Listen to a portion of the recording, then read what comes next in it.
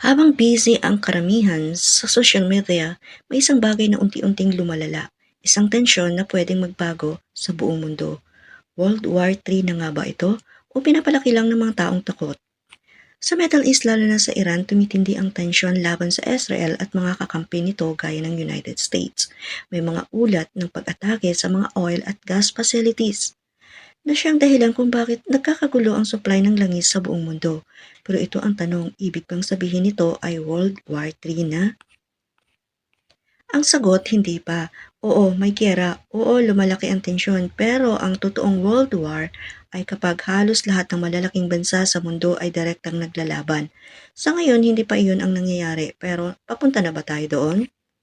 Isa sa pinakaapektado ngayon ay langis o oil. Kapag naapektuhan ang supply ng oil mula Middle East, tataas ang presyo ng gasolina sa buong mundo.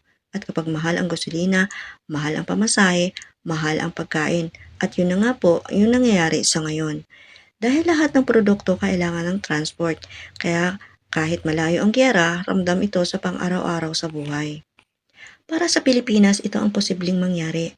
Pagtaas ng presyo ng gasolina na yun na nga yung nangyayari sa ngayon. Pagtaas ng bilihin, posibleng epekto sa mga OFWs sa Middle East at pagbagal ng ekonomiya.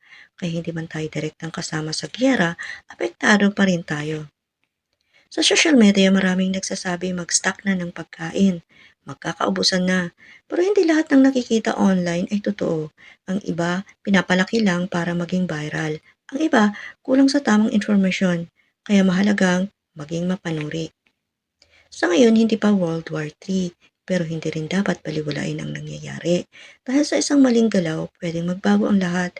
Ikaw, anong sa tingin mo? Palala na ba ito o kontrolado pa? Comment mo sa baba ang opinion mo. Share mo na rin yung nalalaman mo para alam ng iba ang nangyayari sa paligid natin.